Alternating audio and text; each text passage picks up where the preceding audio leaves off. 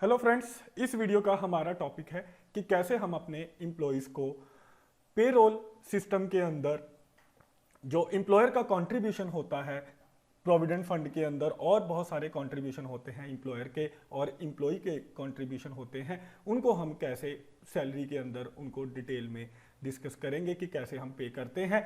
तो सबसे पहले आइए मैं दिखा देता हूं आपको कौन कौन से ये हम पे करते हैं। जैसे इम्प्लॉय का 12% कॉन्ट्रीब्यूशन होता है, जो भी उसकी सैलरी यानी कि उसको बेसिक पे और डीए मिलता है उसका 12% हम उसको प्रोविडेंट फंड के अंदर डालते हैं, जो उसको रिटायरमेंट के टाइम मिलता है। ऐसे ही इम्प्लॉयर का कॉन्ट्रीब्यूशन होता है 12%। इम्प्लॉयर भी करता है बेसिक पे और डीए का, लेकिन ये जो कॉन्ट्रीब्यूशन करता है ये 5 पार्ट्स के अंदर करता है। जैसे प्रोविडेंट फंड के अंदर 3.67, अर्निंग पेंशन स्कीम यानी कि एम्प्लॉय पेंशन स्कीम आप कह सकते हैं 8.33%, जो उसको पेंशन मिलती है रिटायरमेंट के बाद। ईडीएलआई उसकी इंश्योरेंस में 0.5%, और ये जितनी भी परसेंटेज हैं ये बेसिक पे और डीए के ऊपर कैलकुलेट होती हैं। ईपीएफ एडमिनिस्ट्रेशन चार्जेस 1.1%, यानी कि ये जो भी पीएफ और एम्प्लॉय का ईपीएस की मेंटेनेंस चार्जेस जो होते हैं इतने साल जो एम्प्लॉयर है उसका ये प्रोविडेंट फंड अकाउंट मेंटेन करके रखता है, किसका, एम्प्लॉय का, जो उसको रिटायरमेंट के टाइम मिलता है उसके एडमिनिस्ट्रेशन चार्जेस हैं, और ये ईडीएलआई एडमिनिस्ट्रेशन चार्जेस हैं। तो ये चार्जेस हम अपने एम्प्लॉयज़ को क्या करते हैं, पे करते हैं। किसको, एम्प्लॉय को। तो टोटल 12%, अगर आप इन सभी परसेंटेज को ऐड करोगे तो ये 12% बनेगा। तो आइए अब हम ये जानेंगे ये हेड कैसे क्रिएट होते हैं और कैसे ये एम्प्लॉय को पे किया जाता है। तो चलिए हम टैली के अंदर चलते हैं। सबसे पहले पेरोल इन्फो के अंदर जाएंगे, यहाँ पे हेड के अंदर हम क्रिएट करेंगे। यहाँ पे सबसे पहले हम एम्प्लॉयर का कंट्रीब्यूशन जो ईपीएफ के अंदर है, यहाँ पे लिखेंगे एम्प्लॉयर कंट्रीब्यूशन इन ईपीएफ, ठीक है। एट द रेट ऑफ यहाँ पे डालना चाहे जरूरत नहीं है, ईपीएफ के अंदर यहाँ पे हम कंट्रीब्यूशन डाल देते हैं। और ये आपने पे हेड टाइप के अंदर सेलेक्ट करना है एम्प्लॉयर स्टैच्यूटरी कंट्रीब्यूशन। तो ये जितने भी मैंने आपको बताए एम्प्लॉयर के कंट्रीब्यूशन जो हैं, चाहे ईपीएफ में है, ईपीएस में है, तो ये सारे एम्प्लॉयर कंट्रीब्यूशन स्टैच्यूटरी में जाएंगे, क्योंकि ये स्टैच्यूटरी का मतलब होता है कंपलसरी कंट्रीब्यूशन होते हैं, जो जितने भी गवर्नमेंट एम्प्लॉय होते हैं उन सबको तो ये मिलता ही मिलता है। कौन सा, एम्प्लॉयर कंट्रीब्यूशन इन पीएफ। और यहाँ पे हम सिलेक्ट करेंगे, ये हमारे बिजनेस का एक्सपेंस है। और इसको हम, जो इंपॉर्टेंट बात है ये भी ध्यान देना है कि सैलरी के अंदर हम इसको नहीं दिखाते। जो सैलरी स्लिप एम्प्लॉयज़ को मिलती है उसमें नहीं दिखाया जाता, क्योंकि ये हर महीने एम्प्लॉयर जो है एम्प्लॉय के एक बैंक अकाउंट के अंदर अकाउंट ओपन करवा लेता है, उसके अंदर हर महीने डालता चला जाता है। और एक बात आपने याद रखनी है, जब आप ये टैली के अंदर एम्प्लॉयर कंट्रीब्यूशन इन पीएफ यानी कि जितने भी हम एम्प्लॉयर के कंट्रीब्यूशन अकाउंट ओपन करते हैं, ये ओपन करने से पहले आपने F11 के अंदर जाकर, यहाँ पर आपने F11 में जाना है और स्टैच्यूटरी फीचर यानी कि F3 प्रेस करना है। इसके बाद स्टैच्यूटरी फीचर्स के अंदर आपने जाना है, जहाँ पे हमारी सारी टैक्स की फीचर होती हैं, ये देख सकते हो आप। यहाँ पे आपने पेरोल जो सिस्टम है, पेरोल स्टैच्यूटरी सिस्टम, इसको आपने यस करना है, यानी कि हमने जो अपने एम्प्लॉय को कंपलसरी चीज़ें पे करनी है उसके बेस पे हमने यहाँ पे ये कुछ एक्टिवेशन करनी होती है।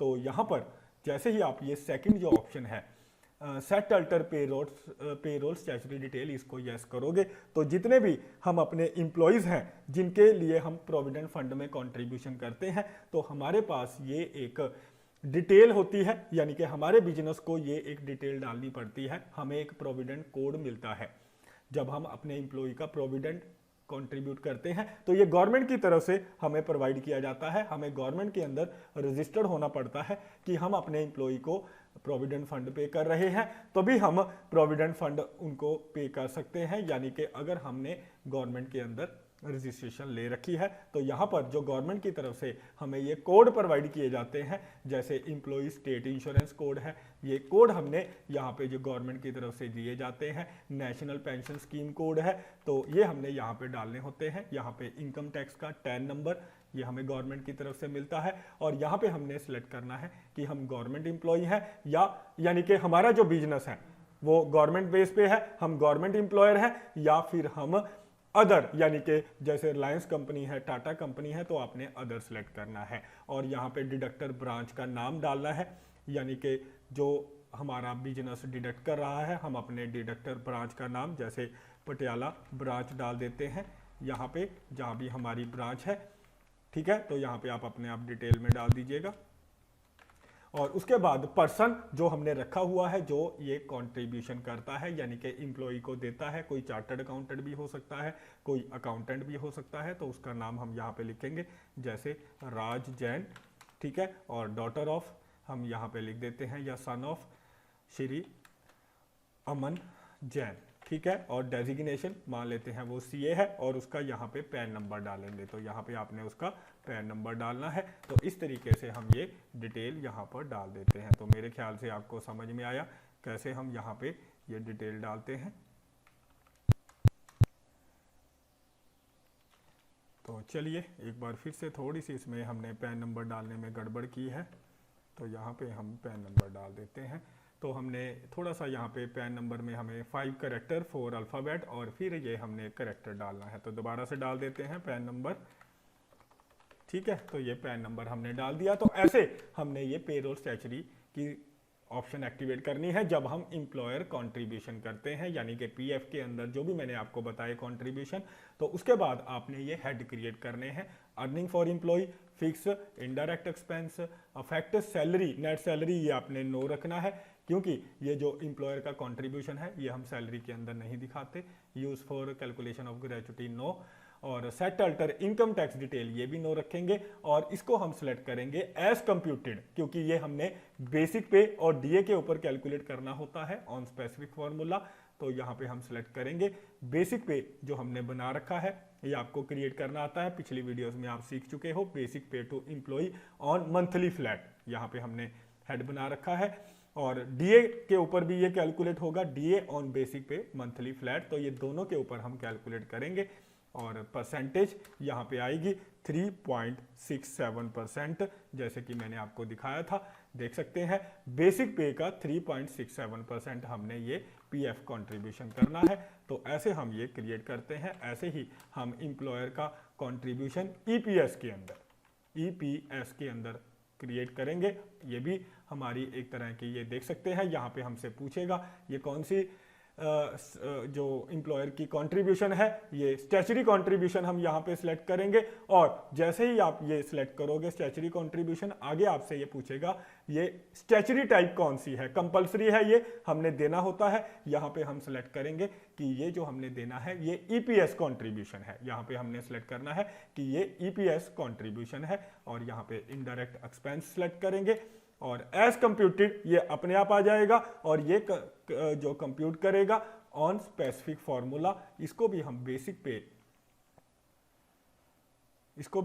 पे ऑन फ्लैट रेट। और दूसरा हेड ऐड करेंगे डीए ऑन, यानी कि सबसे पहले ऊपर हमने बेसिक पे मंथली बेसिस पे सिलेक्ट करना है और यहाँ पे डीए, ये भी दोनों के ऊपर हम उसको पे करेंगे जैसे कि आप देख सकते हो। और इसकी परसेंटेज मैंने आपको बताया 8.33%। तो ये बेसिक पे और डीए का हर एम्प्लॉयर को पे करना होता है। जितने भी गवर्नमेंट एम्प्लॉय होते हैं सभी को अपने एम्प्लॉयज को जो है ये बेसिक पे और डीए के ऊपर ईपीएस 8.33% कंपलसरी पे करना होता है। तो मेरे ख्याल से आपको क्लियर है। और एक बात बताऊं आपको, जो अभी हमने अकाउंट एक क्रिएट किया था उसमें थोड़ी सी मिस्टेक की है, उसको ठीक कर लेते हैं। जो अभी हमने पीएफ के अंदर कंट्रीब्यूशन किया था, यहाँ पे हमने सिलेक्ट करना था, थोड़ी सी मिस्टेक कर दी। यहाँ पे अर्निंग फॉर एम्प्लॉय सिलेक्ट नहीं करना, यहाँ पे हमने एम्प्लॉयर स्टैच्यूटरी कंट्रीब्यूशन सिलेक्ट करना है। और यहाँ पे सिलेक्ट करना है पीएफ अकाउंट कि ये प्रोविडेंट फंड अकाउंट का कंट्रीब्यूशन है। ईपीएस के केस में हमने ये सिलेक्ट किया था ईपीएस, और पीएफ के केस में आपने ये पीएफ सिलेक्ट करना है। तो मेरे ख्याल से क्लियर है। तो बाकी की कहानी वही है, बेसिक पे और डीए के ऊपर हम 3.6% पे करेंगे। तो ऐसे हम ये हेड क्रिएट करते हैं। आगे बढ़ते हैं। आगे ईडीएलआई हमने यहाँ पे क्रिएट करना है, एम्प्लॉयर ईडीएलआई, ठीक है, कंट्रीब्यूशन है ये भी एक तरह की स्टैच्यूटरी कंट्रीब्यूशन है, लेकिन स्टैच्यूटरी की जगह आपने यहाँ पे एम्प्लॉयर अदर चार्जेस के अंदर जाना है। इसको आपने सिलेक्ट करना है ईडीएल के केस में, एम्प्लॉयर अदर चार्जेस। और यहाँ पे हम सिलेक्ट करेंगे ईडीएलआई कंट्रीब्यूशन कि ये ईडीएलआई ये एक तरह की इंश्योरेंस होती है जो हम अपने एम्प्लॉय की करते हैं। और उस इंश्योरेंस के बेस पे जितनी भी इनकी सैलरी होती है उस बेस पे ये कैलकुलेट होती है और हम इंश्योरेंस कंपनी वालों को ये अमाउंट पे करते हैं और ये हमारी एक तरह की करंट लायबिलिटी होती है हमारे बिजनेस की। और ये जो कंप्यूटेड होगी ऑन प्रोविडेंट फंड के ऊपर, जितना भी ग्रॉस प्रोविडेंट फंड होगा ये अपने आप उसके ऊपर कंप्यूट होगी। यहाँ पे लिखा हुआ है कंप्यूट के अंदर ऑन प्रोविडेंट फंड ग्रॉस, तो जितना भी इंप्लॉयर कंट्रीब्यूट करता है पीएफ में उसके ऊपर ये कैलकुलेट होगी परसेंटेज, यानी कि हम यहाँ पे डाल देते हैं कितनी परसेंट, 0.5% जो है इसने कैलकुलेट होना है। तो मेरे ख्याल से क्लियर है आपको। ऐसे ही हम इंप्लॉयर का ईपीएफ एडमिनिस्ट्रेशन, तो ये एडमिनिस्ट्रेशन पे करता है इंप्लॉयर किसका, जो पीएफ अकाउंट मेंटेन किया जाता है इंप्लॉई का, इतने साल मेंटेन करना पड़ता है क्योंकि ये पैसा रिटायरमेंट के टाइम मिलेगा।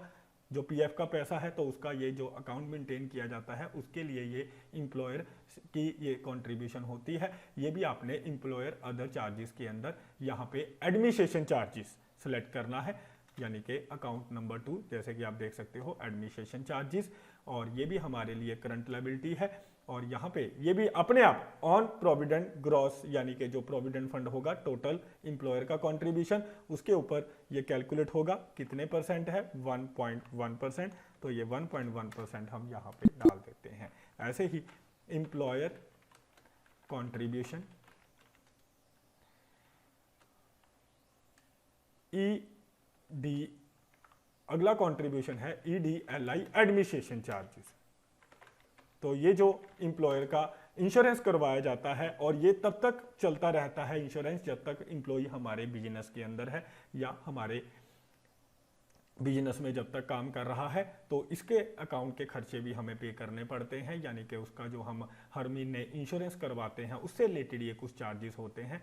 इंप्लॉयर अदर चार्जेस के अंदर आएगा, ये ईडीएलआई एडमिनिस्ट्रेशन चार्जेस कहलाते हैं। ये भी हमारी करंट लायबिलिटी होता है, ये भी प्रोविडेंट फंड के ऊपर कैलकुलेट होगा। यहाँ पे हम रेट डालेंगे 0.01%, तो ये कितना होता है 0.01% हम पे करते हैं। तो इस तरीके से ये हमारी सारी कैलकुलेशन होती है। तो मेरे ख्याल से आपको सारा क्लियर हो गया होगा कैसे ये कैलकुलेशंस होती हैं और कैसे हम ये इंप्लॉयर का कंट्रीब्यूशन पीएफ को, ईपीएस को, ईडीएलआई को, ईपीएफ को और ईडीएलआई एडमिनिस्ट्रेशन चार्जेस को देने के लिए क्रिएट करते हैं। और इसके बाद जो इंप्लॉई का कंट्रीब्यूशन होता है, तो इंप्लॉई भी 12% प्रोविडेंट फंड में कंट्रीब्यूशन करता है। तो वो अकाउंट कैसे क्रिएट करेंगे, इंप्लॉई यहां पे लिखेंगे डिडक्शन, इसको इंप्लॉई डिडक्शन बोल देते हैं, डिडक्शन या कंट्रीब्यूशन लिख सकते हैं, कंट्रीब्यूशन टू पीएफ। और ये एक तरह की स्टैच्यूटरी डिडक्शन होती है। तो ये इंप्लॉई की स्टैच्यूटरी डिडक्शन यानी कि कंपलसरी डिडक्शन है। हर इंप्लॉई को अपनी बेसिक पे और डीए का कुछ परसेंट यानी कि 12% जो है किसके अंदर डालना पड़ता है, इस प्रोविडेंट फंड के अंदर। तो इसके लिए हम यहाँ पे सिलेक्ट करेंगे ये अकाउंट, प्रोविडेंट फंड अकाउंट। तो इंप्लॉई स्टैच्यूटरी डिडक्शन में हम सिलेक्ट करेंगे ये किस तरह की डिडक्शन है, ये पीएफ अकाउंट की डिडक्शन है, ये हम सिलेक्ट करते हैं। और ये भी हमारे बिजनेस की एक तरह की करंट लायबिलिटी है, क्योंकि हमने ये अपने इंप्लॉई को जब वो रिटायर होगा, ये हमने अपनी इंप्लॉई की सैलरी में से डिडक्ट किया है और जब वो रिटायर होगा तब हम उसको ये पे करते हैं। तो इस तरीके से अफेक्ट सैलरी को इफेक्ट करेगा। तो याद रखना है जितनी भी इंप्लॉई की डिडक्शन होगी ये इंप्लॉई की सैलरी में से कटेगा और उसकी सैलरी स्लिप में हमें इस हेड को दिखाना पड़ता है कि उसकी ये डिडक्शन हुई है प्रोविडेंट फंड की। और ये भी कंप्यूट होता है किसके ऊपर, बेसिक पे हम यहाँ पे सिलेक्ट करेंगे फ्लैट बेसिस पे, और ये डीए के ऊपर हम अपने इंप्लॉई को पे करते हैं। तो मेरे ख्याल से क्लियर है। और इसकी परसेंटेज यहाँ पे डालेंगे, 12% जो है हम पे करेंगे। तो ऐसे हम ये क्रिएट करते हैं। और इसके बाद आपने सैलरी डिटेल के अंदर जाके अपने इंप्लॉई की डिटेल डालनी है। जैसे कि ये हमारे पास मोहित जैन है जिसको हम बेसिक पे मंथली फ्लैट दे रहे हैं, DA monthly, HRA, travelling allowance, medical allowance, conveyance, और इसी के नीचे हम डालेंगे जो भी इंप्लॉयर का कंट्रीब्यूशन है, जैसे इंप्लॉयर का ईपीएफ में कंट्रीब्यूशन, इंप्लॉयर का जैसे ईपीएस में कंट्रीब्यूशन है, और जितने भी हमारे कंट्रीब्यूशन हैं वो सारे आपने यहाँ पे सिलेक्ट कर लेने हैं। जैसे जो भी हम अपने इम्प्लॉई को देते हैं, और इम्प्लॉई का यहाँ पे सिलेक्ट करेंगे पीएफ कंट्रीब्यूशन। तो जो भी हम अपने इम्प्लॉई को दे रहे हैं कंट्रीब्यूशन के रूप में, या उसकी जो भी डिडक्शन कर रहे हैं पीएफ की डिडक्शन, तो वो हमने यहाँ पे इसकी सैलरी डिटेल में डाल देनी है। वो डिटेल डालने के बाद अब आप जब उसको सैलरी दोगे, हम पेरोल वाउचर में जाएंगे तो मान लेते हैं हम उसकी नवंबर के मंथ की सैलरी या सितंबर के मंथ की हम सैलरी दे रहे हैं। यहाँ पे हम सिलेक्ट करेंगे, पहले हमने उसकी सैलरी देनी है, यहाँ पे सैलरी सिलेक्ट करेंगे कि हम नवंबर के मंथ की सैलरी दे रहे हैं। तो उसके बाद ये पटियाला ऑफिस डिपार्टमेंट का एम्प्लॉई है मोहित जैन, और ये एम्प्लॉई के नेम पे हमने सॉर्ट करना है। पेरोल आईसीआईसी बैंक के जरिए पेमेंट करेंगे। तो आप ध्यान से देखिएगा यहाँ पे क्या कुछ दिखा रहा है हमें। यहाँ पे बेसिक पे दिया 20,000, DA, HRA, travelling allowance, medical allowance, convince allowance, और जितने भी इम्प्लॉई की डिडक्शन है वो आपको यहाँ पे नजर आएंगी। जितनी भी इम्प्लॉई की स्टैच्यूटरी डिडक्शन है, इम्प्लॉई की कंट्रीब्यूशन टू पीएफ, तो ये 1800 उसने 20,000 प्लस 10,000 30,000 के ऊपर 12% आप देख सकते हैं। जितनी भी अमाउंट है उसके ऊपर इसने 12% कैलकुलेट कर दिया है। और उसके बाद जो इंप्लॉयर का कंट्रीब्यूशन है उसकी हमें अलग एंट्री डालनी पड़ती है। यह ध्यान देना है कि सैलरी के अंदर जो ये पेरोल सैलरी है, इसके अंदर जितनी भी उसको सैलरी मिलती है और जो डिडक्शन है वो आपको इसमें नजर आएंगी। लेकिन जो इंप्लॉयर का कंट्रीब्यूशन है उसके लिए आपको अलग से एंट्री डालनी है। जैसे पीएफ के अंदर जो कंट्रीब्यूशन है, ये कौन से महीने का, नवंबर अक्टूबर यानी कि ये सितंबर के महीने का जो कंट्रीब्यूशन है वो हम डालेंगे। किसका? पटियाला ऑफिस डिपार्टमेंट का ये जो मोहित जैन एम्प्लॉई है। तो ये जितने भी एम्प्लॉयर के कंट्रीब्यूशन है पीएफ के अंदर जो अभी हमने डाले थे, तो वो डिटेल यहाँ पे जो भी हम एम्प्लॉई को देते हैं यहाँ पे टोटल अमाउंट अपने आप आ जाएगी। जैसे कि आप देख सकते हो, employer contribution to EPF, employer का ईपीएस में कंट्रीब्यूशन, और एम्प्लॉयर का ईडीएलआई में कंट्रीब्यूशन। तो जितने भी एम्प्लॉयर के कंट्रीब्यूशन है प्रोविडेंट फंड के अंदर, तो यहाँ पे सभी की डिटेल आ जाएगी। जैसे 550 प्रोविडेंट फंड में कंट्रीब्यूशन, ईपीएस में 1249, तो यहाँ पे हमने इसकी अलग एंट्री डालनी होती है। तो मेरे ख्याल से आपको क्लियर है। और ऐसे ही अगर आपने जो एम्प्लॉय का, बस हमने यही क्रिएट किया था, बस प्रोविडेंट फंड में कंट्रीब्यूशन, आगे चल के बात पढ़ेंगे हम ईएसआई में भी कंट्रीब्यूशन करता है एम्प्लॉयर, और एनपीएस में भी कंट्रीब्यूशन करता है। ये ईएस क्या होता है, एनपीएस क्या होता है, इसकी डिस्कशन मैं आपसे आने वाले वीडियोस के अंदर करूंगा। तो मेरे ख्याल से जो अभी तक मैंने आपको बताया कैसे एम्प्लॉय की डिडक्शन होती है स्टैच्यूटरी, और एम्प्लॉयर के कंट्रीब्यूशन होते हैं ईपीएफ में और ईडीएलआई एडमिनिस्ट्रेशन चार्जेस में, वो सारी एंट्री आपने कैसे डालनी है इस पीएफ कंट्रीब्यूशन के जरिए। तो इस वीडियो के अंदर हमारा इतना ही कंसेप्ट रहेगा, और बाकी की डिस्कशन हम अगली वीडियो के अंदर करेंगे।